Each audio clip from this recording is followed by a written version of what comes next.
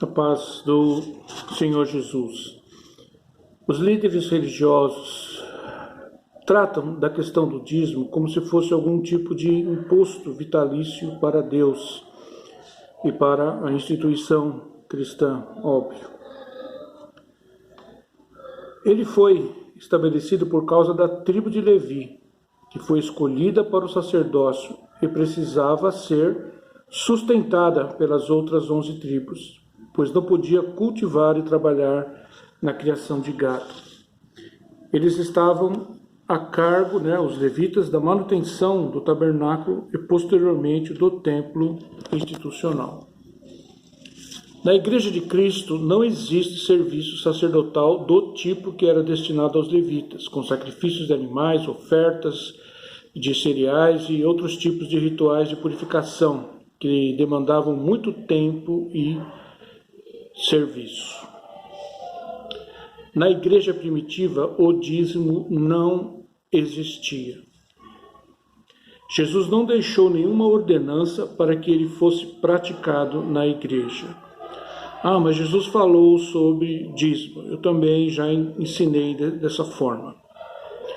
Jesus desenvolveu o seu ministério terreno na antiga aliança. A nova aliança só começou a vigorar a partir da morte na cruz e na ressurreição do Senhor Jesus.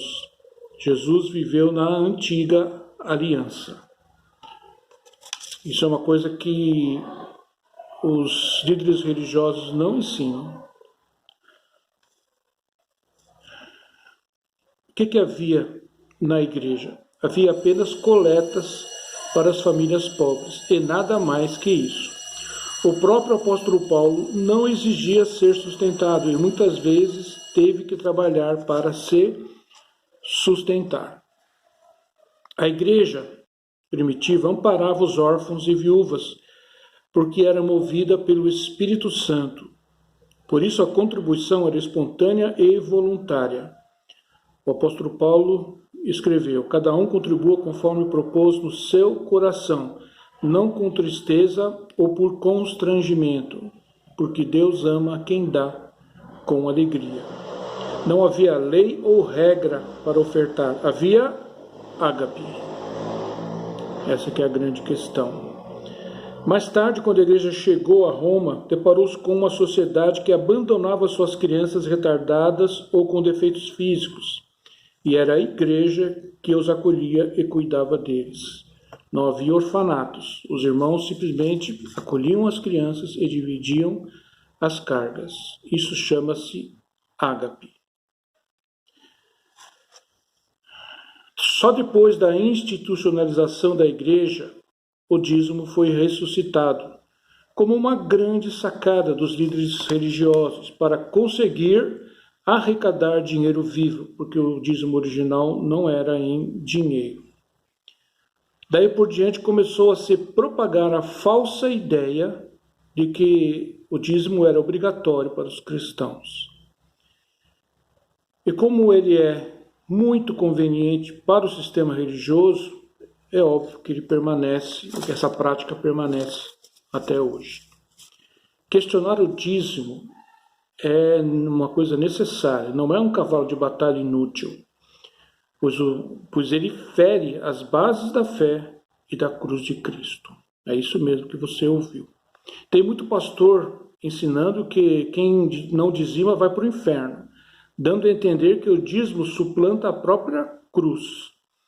É um absurdo e uma heresia sem tamanho.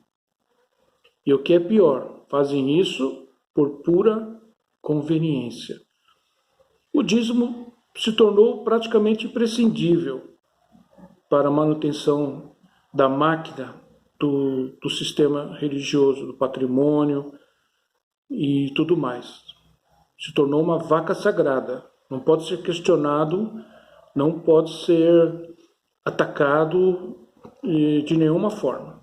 Bom, ninguém aqui tem intenção de atacar o dízimo, porém ele não faz parte do Evangelho.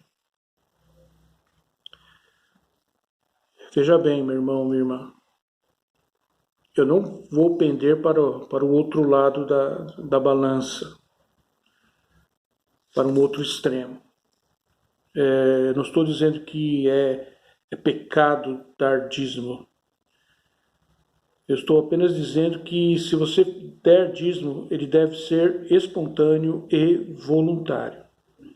Se você paga dízimo para repreender devorador, você está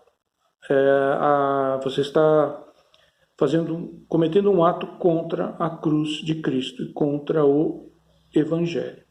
Quem paga dízimo, quem cobra dízimo, está ferindo a cruz de Cristo.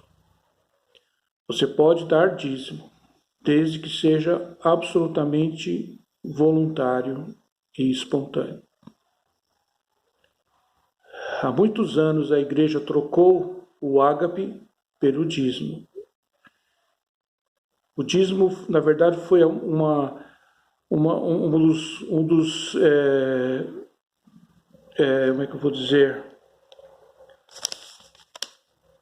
Uma das coisas que entrou na igreja por causa do afastamento dela de Deus, um elemento que entrou na igreja devido ao afastamento das pessoas de Deus, do ágape.